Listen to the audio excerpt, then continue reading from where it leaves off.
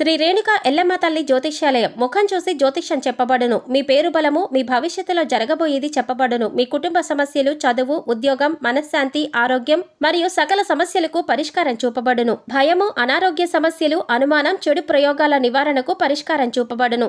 ఎటువంటి వ్యాధులకైనా మూలికా వైద్యం చేయబడును. మంచి హస్తవాసి ఉన్న గురూజీ, ఒకసారి కాల్ చేయండి, మీకే తెలుస్తుంది. స్త్రీ పురుష వశీకరణ 100% guarantee. Guruji Lakshman Raju. Cell number 8639883141. ఓం శ్రీమాత్రే నమః. ఛానల్లోకి స్వాగతం అండి. కుంభరాశి వారికి ఈ నెల 9, 10 తేదీలలో జరగబోయేది ఇదే. మీ జీవితానికి సంబంధించిన ప్రతి రహస్యం బయటపడబోతోంది. నిజాలు తెలుసుకొని మీరు ఆశ్చర్యపోతారు.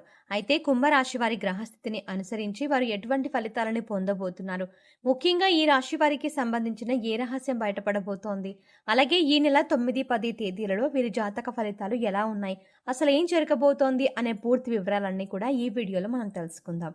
కానీ అంతకంటే ముందుగా మీరు కనుక మన ఛానల్ని ఇప్పటి వరకు సబ్స్క్రైబ్ చేసుకోకపోతే వెంటనే సబ్స్క్రైబ్ చేసుకుని పక్కనే వచ్చిన బెల్ ఐకాన్ నొక్కి ఆల్ సెలెక్ట్ చేసుకుంటే మేము ఇలాంటి వీడియోస్ అప్లోడ్ చేయగానే ముందుగా మీకు నోటిఫికేషన్ అందుతుంది.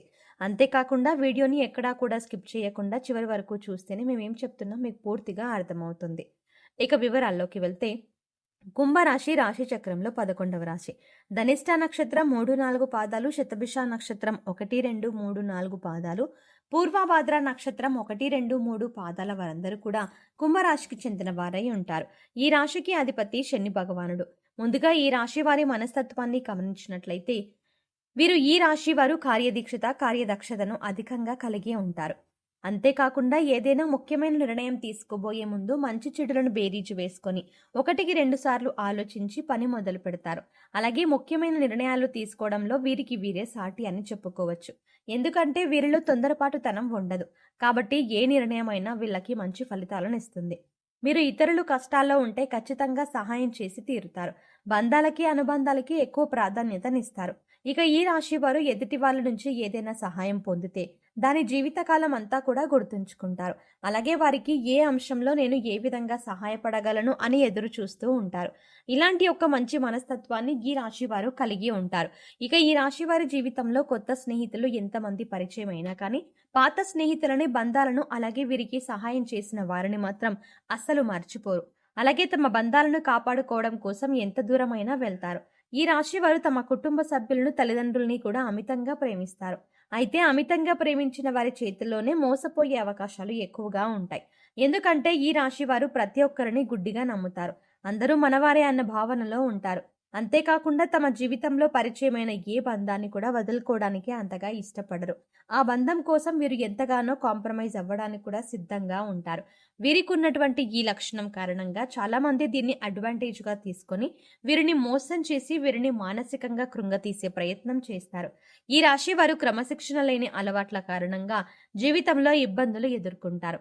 అలాగే వాటిని మార్చుకోవడానికి వీరు ఎంతగానో ప్రయత్నిస్తూ ఉంటారు. కానీ ఎక్కువగా క్రమశిక్షణ నిలవని పరిస్థితులు వీరికి ఎదురవుతాయి.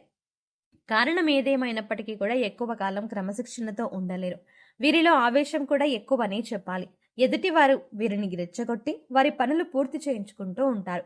అయితే ఇటువంటి స్వభావం కూడా వీరి జీవితంలో అనేక రకాలుగా సమస్యలను తీసుకువస్తుంది.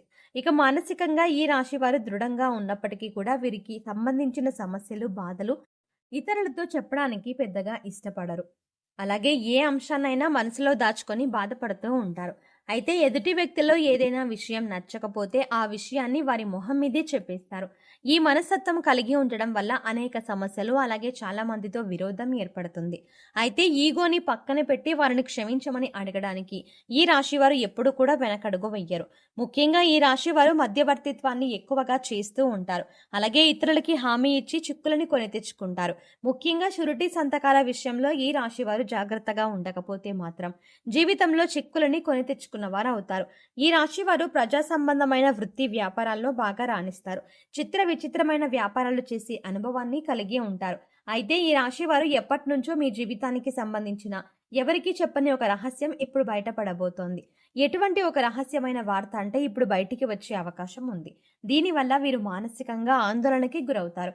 ముఖ్యంగా మీ జీవితానికి సంబంధించిన ఒక రహస్యం ఇప్పటి వరకు ఎవ్వరికీ చెప్పనిది ఈ సమయంలో బయటపడబోతోంది. అది ముఖ్యంగా మీ ప్రేమ జీవితానికి సంబంధించింది అయి ఉండవచ్చు, లేదా మీరు జీవితంలో చేసిన పొరపాట్లకి సంబంధించింది అయి ఉండవచ్చు.